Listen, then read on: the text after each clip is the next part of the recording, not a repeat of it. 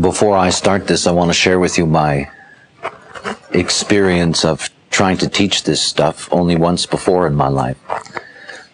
And it was in Austria, and it was, I think, 2.5 years ago. And I was introducing my long-term European students to the bases of design down to the deepest level. And this was a wonderful group of human beings who were full of excitement and interest and were deep into human design and took everything in, and they were always fun to work with. And then I got to juxtaposition theory, and I got to all of this stuff below the surface of the line, and I had the worst teaching experience I've ever had. Now, if you do this to me today, I'm going to be really pissed. Okay? So save me the grief. I want you to really recognize that it's practically impossible. It's practically impossible for any of us, and that includes myself and anybody else, for any of us to really be in touch with what I'm going to describe to you over this next couple of days. And what I mean by that is not the intellectual grasping of it, because that we'll be able to do. That's our process together. But to actually be able to feel that in you, that's something else. What I will do for you, and you'll have to, Suzanne, maybe you can do that. You can organize a sheet of paper. If all of you give me either your birth data or the exact position of your personality sun, tomorrow when I come in, I will give you, according to that, what you've given me, I will give you your colors and tones and bases. In other words, I will give you the exact calculations so that you can have that for yourself. Now, in doing that, please recognize that it's a dangerous thing to take this information in deeply if you're not comfortable with your time. If you're comfortable with your time within 4 minutes, then you can be assured that you're getting the right color. Now, the color is very important because, as you'll see when we get there in May, this is the deep underlying motivation of everything we do. So we get access to that. If you have time that's accurate to within the minute, you will get the tone. You'll get the tone. So remember, you've got to have good time. And if you have time that you know is plus or minus 15 seconds, you can get the base. So, keep that in mind as you're giving me this information, and recognize that most of you, that is, I can't be terribly specific here, but most of you will be accurate to the color level. And of course, that is something that will be significant for you. In the case, for example, of my children, where I had a designated timekeeper, so that there was accurate time to the second, and that is BBC time to the second, it's possible to be very certain about bases. But for example, even in my time, which is plus or minus a minute, plus or minus a minute, I cannot be certain of my base. And when I actually do my base calculation based on the time that I have, which is incredibly accurate because I was cesarean, and they really, my mother made a point of all of that, so we knew, I come up with a base that is not the base the voice told me I have, which is the next one, which means that my time variation would change by about 11 or 12 seconds. So, the level of accuracy that you need is really quite remarkable. Remember, this is for a very different time. The other thing is just a note. Most of us in any kind of connection with the daily processing that goes on in the world and the news and all of these things, since the late 1950s, we've had nothing but population predictions that say that we're going to have, 20 billion and 25 billion and all of these things. And this has been going on now for the last 40 years, that we have had this continual input of this information about population expansion. The other day was Earth Day. And I had CNN on, and they were interviewing one of the directors of whatever it is, one of these big Earth blah, blah, blah things. And they asked him if there was any good news for the Earth. And he said, yes, there is. He says, surprisingly enough, it looks like we're going to have a population peak in this century. He says, infertility is on the rise. It's epidemic. It looks like we're going to peak at 8 billion by 2050. And then we're going to be decreasing. Now, of course, for him, that was good news. It meant more resources, that we weren't going to eat up the earth and whatever. But that's the first time in my lifetime that I've ever heard anybody in one of those positions where they put out that kind of information talk about what I've been telling people for years, is that we're going to have an amazing crash in the human population. It's something that's actually coming. Okay. That was the news. We're cheering. Yeah, good. Okay. Let's go from the mundane to the really mundane.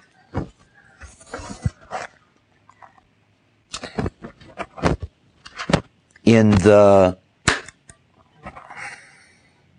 discussions that I had with you when I was introducing the theory of the neutrino biverse, we saw the way in which at the mechanical level in the biverse, that at that side of the duality in the biverse, that what we have is that we have 5 different dimensional fields that are at work. Now, you have to see that we have a real difference between the way in which we interact with the 2 different aspects of the biverse, that is the Einstein field of light and the mechanical environment.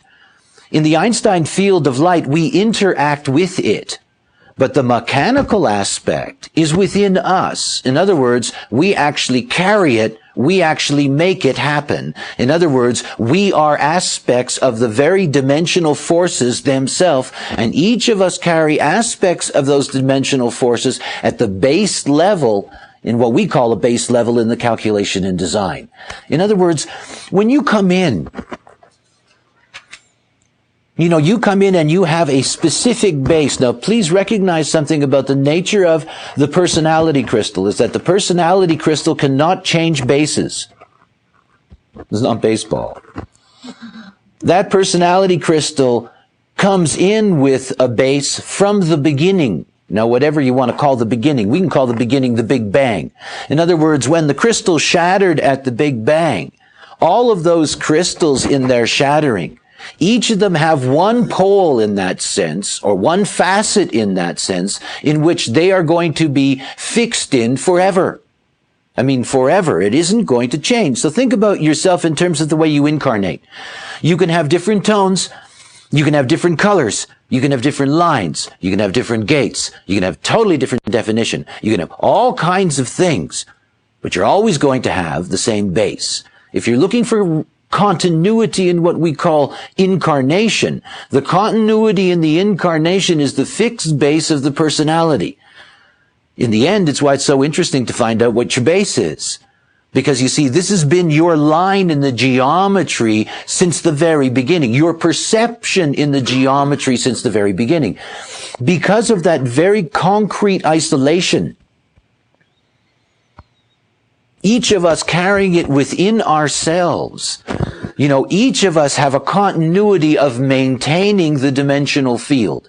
So if you're somebody that comes in and you have a first base or whatever the case may be, you actually are a part of creating that mechanical environment.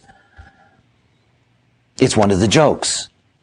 In other words, we are the dimensional force, literally the dimensional force. It is within us. So when I describe these bases, what I'm actually going to be describing for you is how the macrocosmic way in which the dimensional field operates gets concretized in you, and gets concretized in you in the way in which you operate and in the way in which you're limited ultimately in your perspective.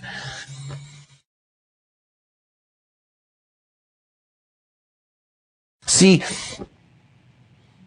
I'm an Aries with the sun in 51. I've always known that I'm a fool. Always. I can only have one of those 5 aspects. I have a perspective. I have that perspective that's limited by my base, but the totality is greater than me. Always. All I've got is that line that I'm going to follow down, and that says to me, That other stuff, woof, I don't know, it's not my business. Here's that line and I can't see any other thing. That's why you see, we have this sense of importance. I'm always astonished at human beings and their sense of importance. Vanity is a brutal creature, rips people apart. It's the first thing I learned when I started off as a black magician. It's the first thing you learn. The vein. You never have to worry about the vein because the vein get crushed. It's just the way that it works. You don't have to do anything. And then they blame you. You did that to me. Yeah. No. Vanity does that to you. Right? Everything about taking anybody to this level of knowledge is about stripping away the vanity of any of this being personal. Any of us being bigger than what the truth shows us. Which is that, it's all very nice. We all have our illusions, but we're all pieces in the huge, huge matrix of what life is. And of course, at this level, when you get down to this level, you really get down to seeing, okay, I'm really not going to take any of this seriously anymore because it isn't going to do me any good. I've got my little line over here. Terrific. If you live your line, you do your job for the totality, and that in the end is what it's about. Okay. So we're going to begin, and I'm going to take you through the 5 bases, and where we're going to start with is that these keynotes are there as a guide. And out of these keynotes, we will have the framework in which we can look at these individual bases. And that in order to guide you through this, when you're looking at this, please understand that this first base is actually called reactive. The measurement above that, as you'll see, this is a general thematic, but just so that you get it straight, the first base is called reactive. Now, in looking at this, first of all, and I'll come back to this graph so you can write all this stuff down. When you come over here we have the macrocosmic, that is the way the dimensional field operates, and over here we have the microcosmic, the way that it operates in humanity generally. And one of the things to see about this is that this is a very, very primary field, that the first base is yang, and that this first base being yang, this is all about movement, this is all about energy. So what we have in the beginning here is that we have a yang force.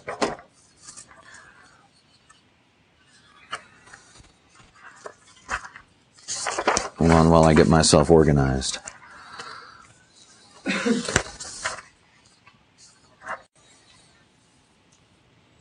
Okay, so first of all, we start off with this general theme of measurement. It's one of the oldest of the number games. It's the whole business about the difference between 1 and 2. The difference between 1 and 2 can only be movement. There is nothing else. There has to be this movement. And you see, this is the first thing that is the breath, if you will, of life. It's why we've got a heavy trip with trying to make God yang.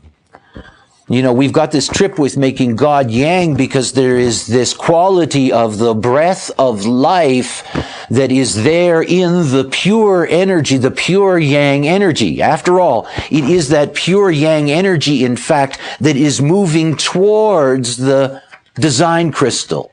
You have to think about that. In other words, in the very beginning of the Big Bang, in a sense, it is the yang that banged into the yin. In other words, that energy, that breath, that is an initiating force. That initiating force is what, in the end, within us, creates what we call individuality, because individuality is a byproduct of this movement, and the movement leads in us to what we call measurement. The beginning, in a sense, is Maya. After all, that's what Maya means in the Sanskrit. You know, ma, or the root of Maya, ma, means to measure. And so what we have here is that we have the first ingredient of life, but it tells you a lot about what a first base person is always going to be about. What they're always going to be about is, where am I? You see, look,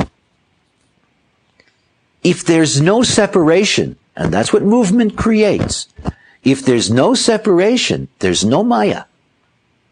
I mean, think about the guy or the woman that's sitting in a cave. They've never seen a human being. They don't know anything about the outside world. Nothing whatsoever.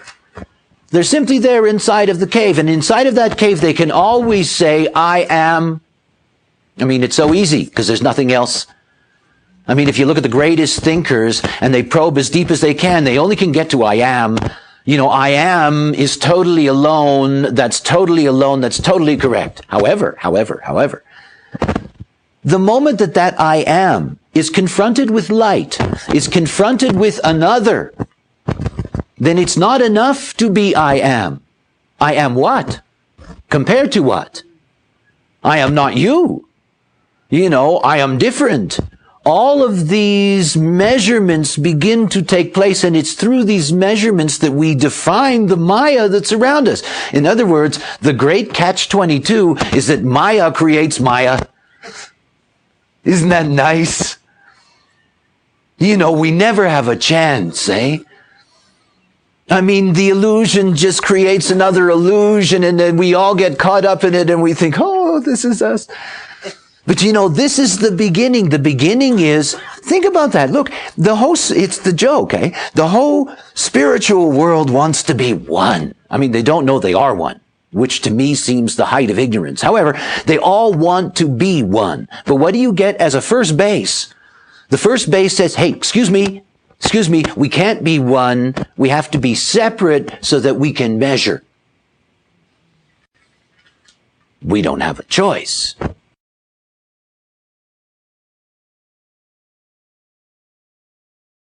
You know, this business about wanting to be one, this is just a yearning to be aware. We're already one. No question about that. So when you're dealing with this first reactive base, you're dealing with, try to see that as I talk about it, try to see that within a person and how that operates. Remember, we're talking about the foundation of their perspective in life. We're talking about the very base of what they are going to be and operate out of. It doesn't matter what's sitting at the top. It has to come down, gate to line, to color, to tone, to base, because the base is the foundation. You see, the way a real calculation is done is from the base up. You know, it's not from the hexagram down to the line, which is the way we do calculations. It's from the base up. Because that sets the platform. And you know, no matter what gate or line this being's going to have that has the first line base in their personality, that you know that everything and every way they operate is going to be touched with this need to measure, this need to separate, this need to see where everything is. They're different. You know, and we'll see that there are groupings of these human beings. Remember that. You know, each of these bases, they're locking us into archetypal foundations, which are, in fact, dimensional fields operating as us, through us. I mean, after all, if it weren't for human beings, there wouldn't be a universe.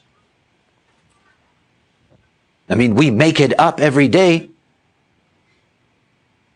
I mean, we do. We make up the measurement. We say it's 3,000 light years away. I love that. Yeah, sure. Okay, so you say.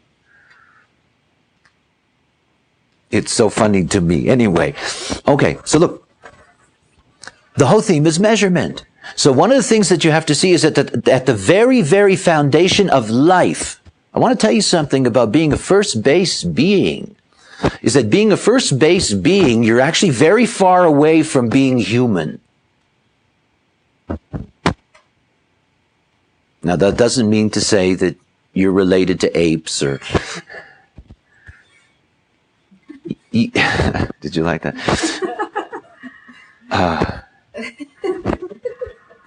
Let's do the Scopes trial with a new kind of approach, eh? Only one base is specifically about being human. We'll get there. All of these bases are involved not just simply in our life process, but in all living processes. And you see that every form of life needs to measure, and without measurement it will not survive. You know, the flower that turns to the sun. You know, all of these things that are there in nature are inherent. It's not just saying, that's why it's so difficult to just touch this. Because it's not just human. It's life. And the fundamental aspect, the first base, the foundation of all life in the mechanical sense, that foundation is we better be separate from each other in order to measure each other, because that's how we stay alive. I mean, that's how they stay alive. Not only that, by being separate, they can make more. And they can keep more and more alive. And more separate. And more definitions. I mean, look at it. The keynote under uniqueness here is I define. And the things that we can define now, it's unbelievable what we can define. The minutiae of what we can define in every possible category. Hell, there are people who define things that don't even exist. They make them up just to define them. It's the way things work. It's a first base theme. You see, and it's the basis of life. So one of the things that you're going to notice about how that operates in a human being, because it is the deepest foundation, is that it can, you know, like all things, and remember that's dualistic in nature, it represents a limitation. They're not going to feel fulfilled until they can be successful in measuring. These are people that their whole life is going to be about that.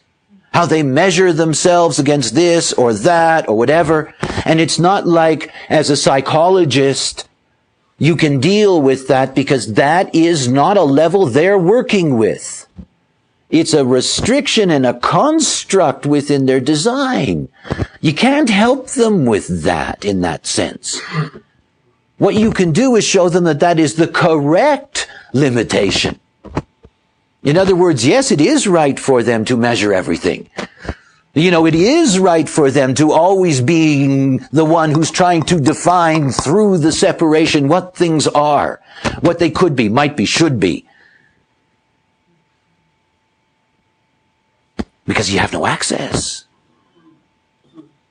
You can't go down there. And remember, it's not just going to be impacting on one aspect of your nature. This is the base, and that base of the personality, that base that you have, that colors everything in your nature. It colors your whole purpose and the whole reason why you're here. And remember, you always have the same base.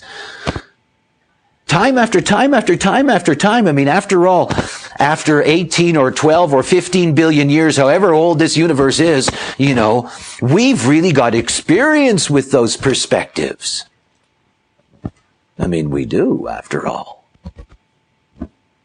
You know, it's one of the most incredible things for me is that when you get down to this level in the mathematics, and like everything else in design, the mathematics are not only perfect, but they're beautiful to watch. You get to see the magic of it, because you see, out of these tiny little bases, they open up into broader and broader and broader and broader and broader fields. What we use as a general tool to wake people up, which is only a matter of type and profile and authority and definition, the basic things of design. You know, that's a very, very different field than what this is all about. You're talking here that when you look up there to that gate, that gate's huge and wide compared to that very, very, very tiny little space you get to when you get down to the base that's really that being. And in seeing that, you can see that if you don't see the base, you don't get to see how everything else operates, because everything else is rooted in it. It's the same thing with tone.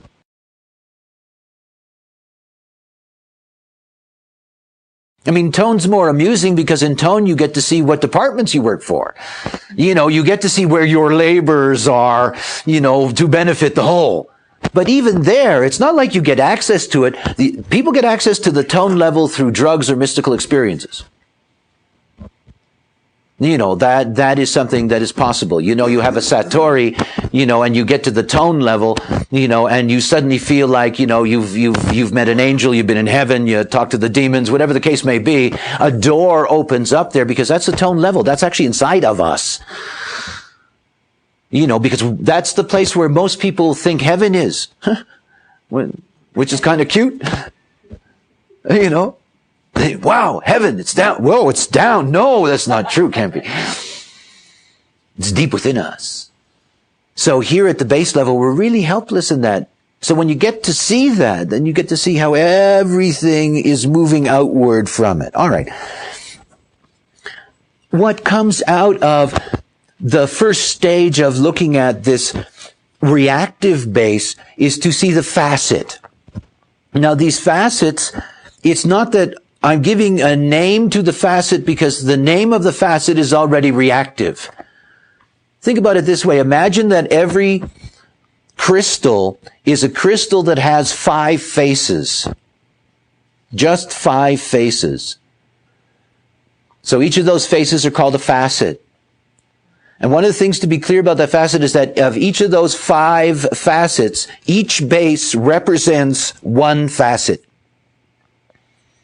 So this description here under facet that says individuality, movement, these are the keynotes for this facet of being reactive. In other words, the reactive facet, the keynotes are individuality and movement.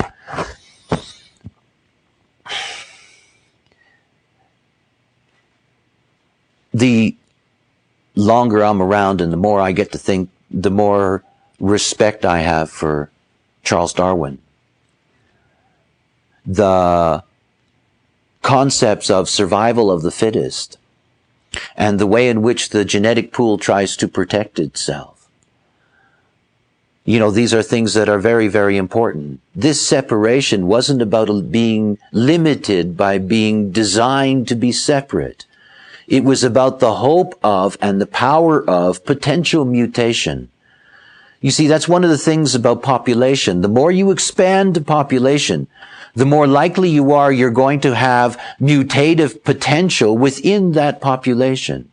And you see, in order for the expansion of consciousness to develop, life had to separate. Not just you and I from each other, but every blade of grass from each other.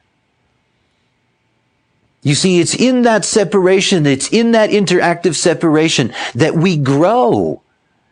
This whole definition business is a growth process of awareness and consciousness. And it's what we were designed to have from the beginning, this constant separation in order to be able to define individuality. But something else. You see, movement. This is one of the deepest underlying themes that we live out. It's at the basis of life itself. Keep on moving. Humanity really has a problem right now. And one of its major problems is it's not financially acceptable to go to war at any major level. It's not possible to discover new territories. Humanity has a hard time trying to deal with having no place to go. What we've replaced it with is what we call modern tourism. In other words, we have 10 or 12 billion passengers a year, which is much more than our population, okay, that are moving around. There's this tremendous need in humanity to move because after all, it's like the parents saying, yes, I'm going to send my teenager to Europe because it will be culturally enriching, or in older language, let's go into the next valley and sack them and see if the women are better. That movement is going to bring expansion, education. It's going to bring new definition. Aha, they are different. They look like this. They talk like that. And all of that expands our consciousness. Right from the beginning. There's something like, I don't know what the number is, 1.5 million different subspecies of beetle. Wow. Hey? Talk about a genetic trip. Wow. Because that's what it's all about. That's life. That's life, teeming with life. Every once in a while I get to see these wonderful clips of cities like New York or London at night, high speed, 3 hours compressed into 4 minutes. And you get this whoosh, whoosh, whoosh, whoosh, whoosh, whoosh, whoosh, whoosh, whoosh. This is the first base. This is where we start, moving and moving and moving. It's everything. You see, it's only when you get later into different bases that you get to a point where people start saying, well, is there anything else? This is not human. This is life. This is just life. And of course, you can see that no matter what happens to you at the level of living out your rave, whatever your mundane life happens to be, that you're going to be driven from the beginning underneath to run around and measure things, and it doesn't matter whether you're measuring the carpet or, it doesn't matter what you're doing. You're out there underneath measuring it. And, somebody will say to you, I've watched you for years and, you're really into this measuring trip. And they're not going to get it. You're not going to get it. It's your base. You can't be taken down there. I have friends of mine in Europe who have been professional hypnotists, therapeutic hypnotists for some of them for over 2 decades, and who held several experiments in trying to get people down to the base level. They couldn't. They get some people to tone. As I said, tone can be achieved through certain kinds of experiences so that you can actually sense that. But the base level, there is no way for us. And of course, that's one of the things to see is that because it marks everything in the design, it gets diffused through the design as well. How you measure with your mind is different than how you're going to measure, with your touch or with, there's different ways in which it can operate. But nonetheless, it's there underneath the surface. And so is the movement, because the quality of this facet, the quality is activity. Now think about what that looks like. Imagine you've got a first base and you're a 2034. Wow. Eh? A wind-up doll that has an atomic engine. Zoom. They're gone. You never see them again. They burn holes in the ground. You know what to do. You see, being busy is life. After all, it's only human beings who rationalize all this shit. Well, I have to go do this today because, when the fact is that from the moment we come into the world, we're scratching and kicking and moving our arms and jumping up and down and, we never stop.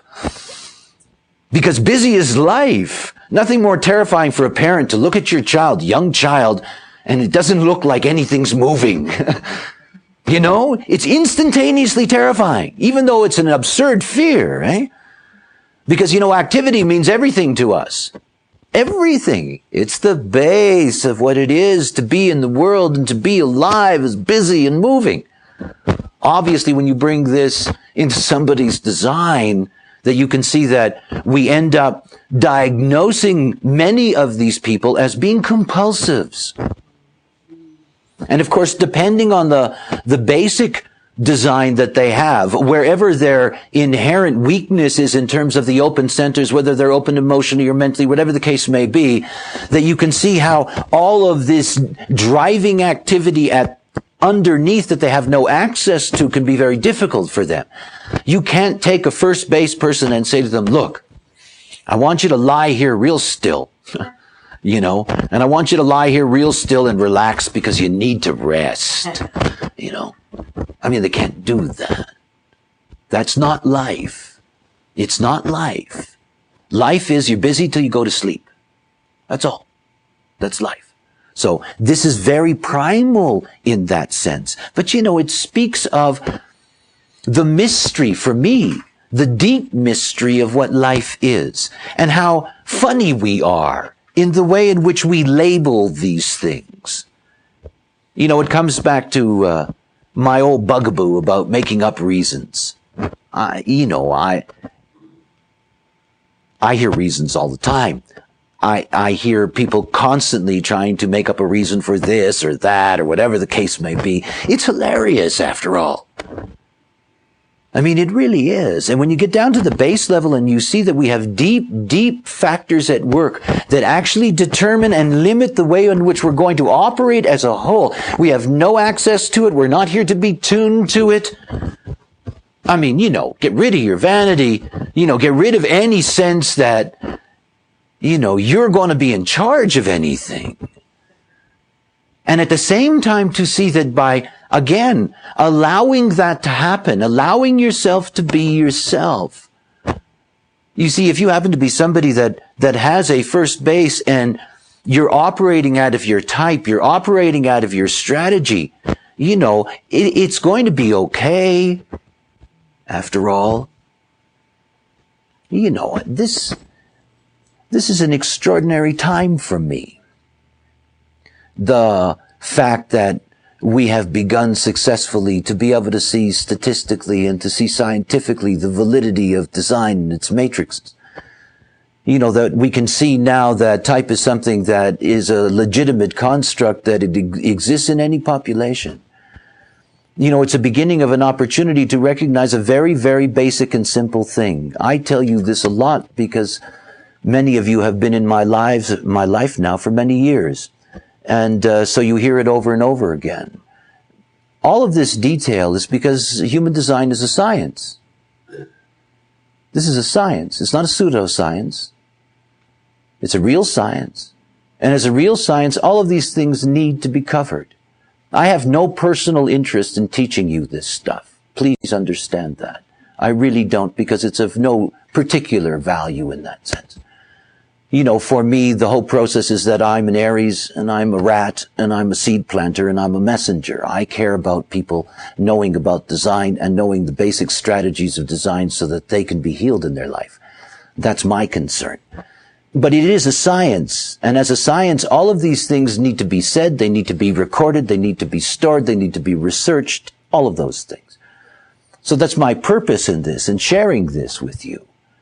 But it's an essential thing to see that regardless of what your base is, because you can end up, because we are binaries and we are moralistic at our core, you end up saying, gee, I don't want to be one of those. I hope that's not my base. And for many of you, it's going to be really nice because you don't have perfect time, and because of that, you can always protect yourself. No, I'm not a first base at all. I know that. No, I'm a fourth base. No, it's 28 seconds later. So leave all that aside. Eh? It's about the science of this, and I want you to appreciate and enjoy the science of that. If there's something in that you really do attune to, okay, that's fine. But it's not to see that this has, general application, because it doesn't. It has scientific application. This knowledge is incredibly important. One of the reasons why this recording process that we're going through, New Sun Services continues to record and expand the library of my teachings in human design. Yet at the same time, all of this information, the bases, the tones, the colors, the crosses, all of this information is being transcribed and is eventually going to be, we're hoping within a year and a half now, it will eventually be together in a global incarnation index program, in which you will be able to go in there and to get all of this information on your particular calculation. So one of the sidebars of this in terms of sharing this knowledge with you is to be able to make it generally available to people so that everybody can get access to information about their base, their tone, in accurate calculations. This whole business about the quality of this space and the quality of activity, please recognize what activity actually leads to. What it really leads to is uniqueness. And uniqueness, of course, is one of my favorite mantras. You know, you are unique. You know, you have no choice. Love yourself. Uniqueness is an extraordinary thing because it is life. We are unique. We are truly unique. And when you can see how finite these calculations are, you can see how different we are. You know, I have had so many twins come to me. And usually you don't even have to get further than the color to get the difference between them. You know, the fact of the matter is that we are unique and we have always carried as incarnating forces. We have always carried the same unique perspective, the same unique facet from the beginning. Many of you know that in some of the grade courses I've talked about fractals. In other words, I've talked about the way in which crystals align with each other. And one of the things to see very clearly is that everybody has a fractal alignment. Everybody has a fractal alignment to 4 other forces. Everybody. That's an immediate fractal. Everybody. In other words, you have one facet. So you automatically, out of that one facet, have a fractal connection to the other 4 aspects of that facet. And through them, the fractal line can grow outward, because that's the way that it works. The uniqueness does not mean that we are necessarily different, and it's one of the deepest confusions that humans have. Uniqueness and difference are not the same. You know how many teenagers have gone through that process of thinking nobody else suffers what they're suffering, knows what they're going through, you know, because it's a common experience in human beings. Because we are separate and we are unique, there is this sense that nobody else is like us. Well, we know that's not true. 70% of the planet are generators. They're very much alike, but they are still unique. And that there are ranges of differences between us, but there's also commonality between us, which is what the fractal brings. In other words, that it's not simply about finding your own uniqueness at the expense of others. It's finding your own uniqueness and recognizing the uniqueness in others. You see, otherwise there's no growth. Otherwise, there is no continued development. Otherwise, there's no opportunity for Darwinian evolutionary jumps.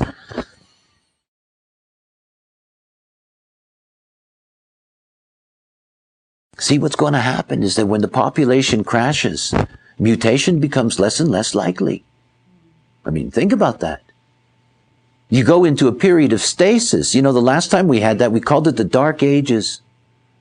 You know, when the Roman Empire fell, there was all kinds of bloodletting and killing, and the population went down radically, and basic services disappeared. A lot of people starved in the first 100 years or so. And at the moment that you had that population crash, what did you have after that? Hundreds and hundreds and hundreds of years to redevelop. Because you don't have the same mutative opportunities. You don't have the same 1 in a million chance that you're going to get that genius that's going to change that aspect of the way in which the totality functions. After all, the fact that we have this enormous population with so many different genetic combinations is that we're at the peak of our brilliance. We're at the peak of our mutative brilliance. Everywhere you look on this planet, the brilliance is popping everywhere. It's incredible. But that's the result of having this huge, vast pool, and the price of that is 3 billion people going to bed hungry at night.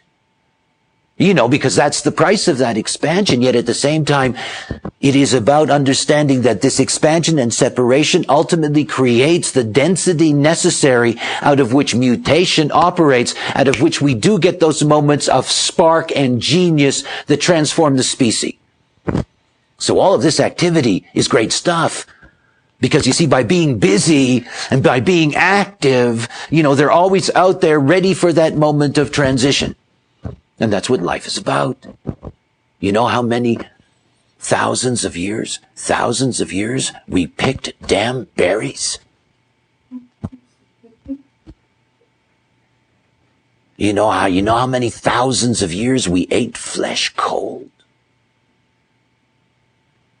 Until somebody dropped it in the fire and said, gee, this is the way things work. Now we live in a much speeded up environment. You see, our civilization gets in the way. I had that experience yesterday because Chaitanya and I were recording the neutrino forecast for 2001. And you watch the way in which, this program is operating. You see the way in which it impinges on everyone. It's a fascinating thing to watch. And what it brings into all of that is that it brings in this deep reinforcement of this difference between this uniqueness and difference. Everybody's in the same program. Everybody's getting the same thing going on to them because this is the dichotomy that we're always living in. And it's out of that that we get this expansion. In the neutrino forecast, there are all these different points in the calendar. And all these different points in the calendar, they're historical moments. They've always been there in the program to get us to do certain things. So there's certain months, for example, where we're designed to be very sexual. Now that goes back tens of thousands of years. And we have difficulty in dealing with it now in our modern civilization because we've forgotten the festivals, the Bacchanalian rite or whatever that was that actually fulfilled that timing, fulfilled that program. It's gone. So much of what we have forgotten is how fast we have moved intellectually. Our civilization may be really quite sophisticated, yet, it's so thin, all of that. It's thin. Underneath, we're still being driven by all of these forces. And I know when that month comes in this year or next year, that there's going to be tens of thousands of people that end up getting into trouble sexually in that month instead of celebrating, getting drunk, and having a good time. And all of that being sanctioned by somebody's God. So it's very important to see that when we're looking at something as basic here as what is the first base, it is the primary facet and perspective. To recognize it's always there, regardless of what the patina of your civilization or your costume happens to be, that it's always there. And that it is the nature of life itself. And stop moaning about not feeling like you're one. Give me a break.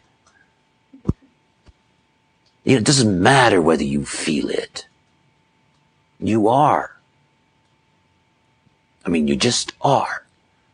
And it's never going to matter whether you feel it or not, because some people will and some people won't, and some people will get it and other people won't. Because it's just the way that it is. See, and that's what we're taught at the base level. We're making it all happen. Life makes life happen. It's the same conundrum as Maya creating Maya. It's the same story as the chicken and the egg. You see, we are keeping the biverse alive. Life keeps life alive. It's the way it's always been. It's the way it will always be. So being busy, being active, being separate, being somebody who says, hey, you're black, you're white, you're green, you're yellow, you're this, you're that, what to do. That's basic. All of that defining, all of that movement, all of that activity, all of that stuff. Go forth and multiply. Be busy. Be busy, make more. Wait for those moments of mutation, everything's going to be terrific. That's the program. Let's talk about uniqueness for a moment and talk about you'll see that in each of these bases, there's a quotation there, and a quotation there that is phrased in terms of I. And in this case, I define. There is no fulfillment for us in consciousness until we have defined everything definable that's useful to us and needs to be defined. In other words, all of that activity in the end is so that we can expand the definition of everything in order to grasp the essence of all things. That's what the synthesis of human design is about. It is about finally being able to get to a point where all the essential ingredients of what it is to be a human being, what it is to be in life, what it is to be in the larger life, that all of that is accessible to us, and not accessible to us as philosophy, not accessible as something in which we have to believe in it in order to make it happen in that sense, but something that can be concretized and is logical for us. Again, the importance of acknowledging what the 15-5 is as a channel in design, and to recognize how significant it is that all forms of life, not only must they operate through a pattern in order to be in the flow, and that's the generation of the life force itself, but that because we are here to define, ultimately we have to be able to define all of those patterns. And we're getting very, very, very, very good at it, after all. We're getting to the point that we're so good at defining the patterns that we're beginning to be able to create life. I know there's a lot of people who are upset with such things. The cloning of sheep and pigs and stuff. And ultimately, or at least right now, who knows, somewhere on the planet, the cloning of a human being. Again, I come from a stance that is not moralistic and is purely mechanical. For me, it is obvious that it is the destiny of our species to be able to recreate our species. It's the destiny of our species to be able to manipulate life. Obviously, it is what we are doing because it's the net result of being able to define things. If you can define them, you can mess with them.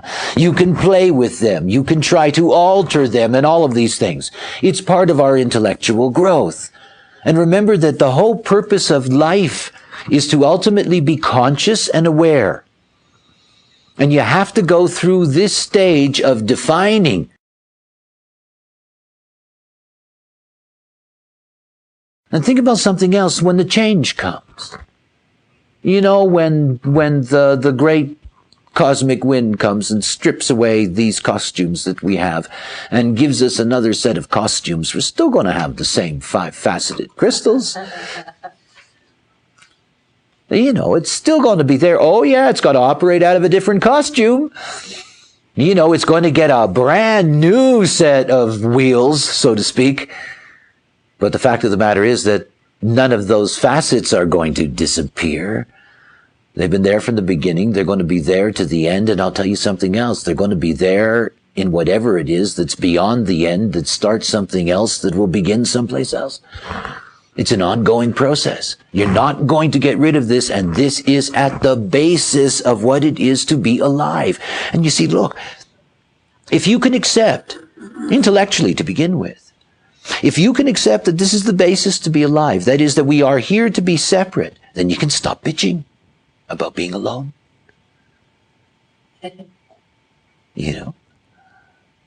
Because it's true. Stop bitching. We're always alone.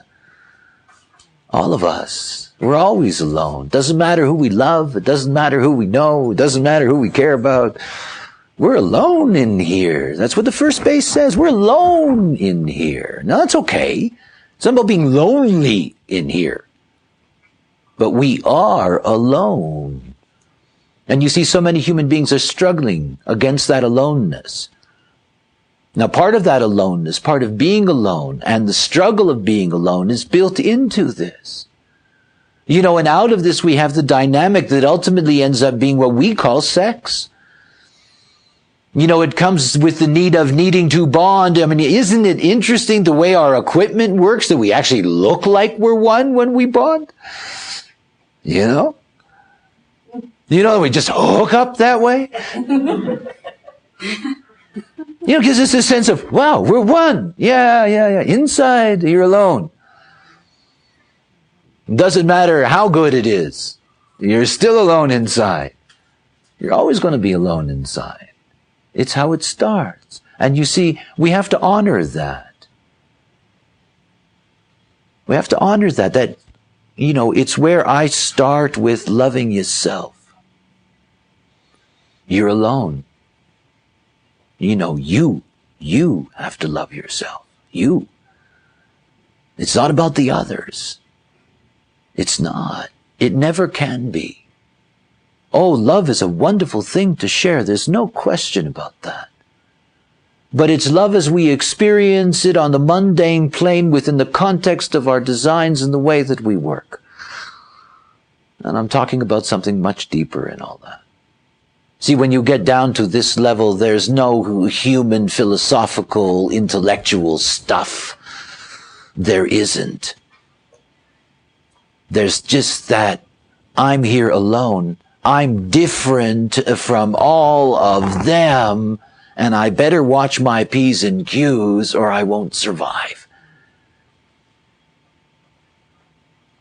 And you see, that's one way in which we live things out. Now think about something else, and I want you to,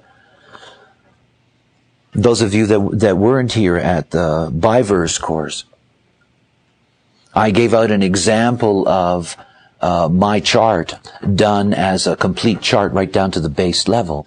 And when you look at a chart like that, you don't simply see the profile. In other words, you don't simply see the Sun-Earth configurations and what the base happens to be. Obviously, every calculation goes down to a base. Every calculation goes down to a base.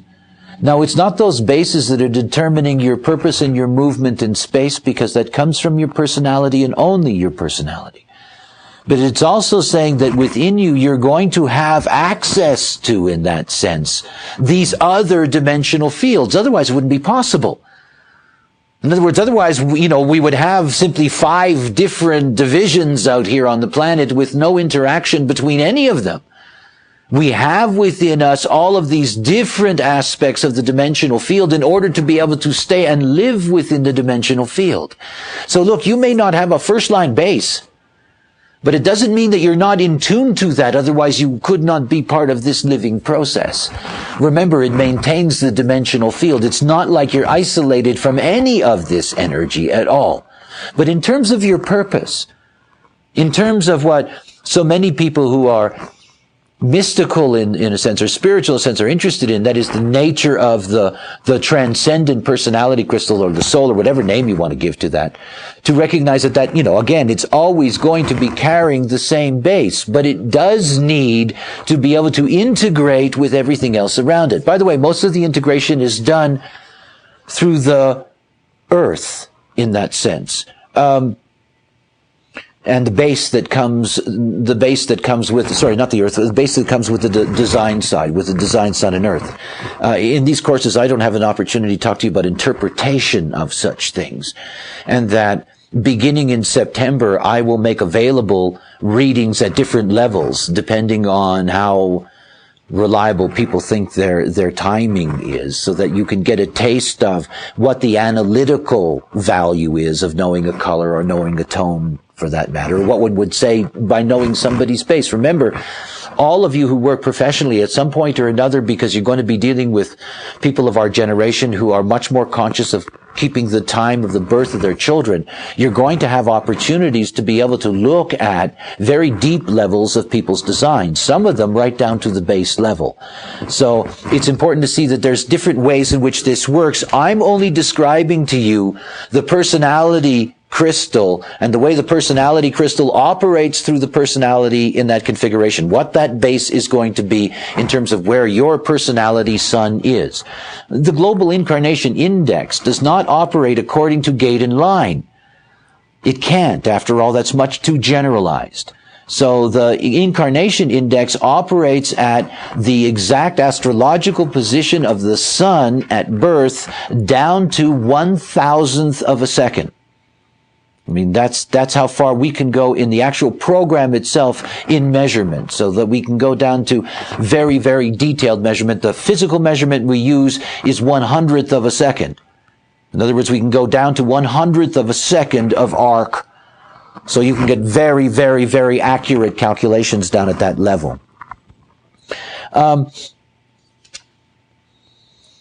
Where this leads to is that it leads to the next three keynotes, and these next three keynotes, they're very significant. You're going to see there's a repetition of this, and it's going to give you some kind of hint of where the base actually brings you to when it finally gets to the surface of your life, in that sense. In other words, these are much more oriented to the way in which an individual is going to not so much experience the base, but have the base impact on them. And the first one I want to look at is the one in the middle, and the one in the middle is seeing.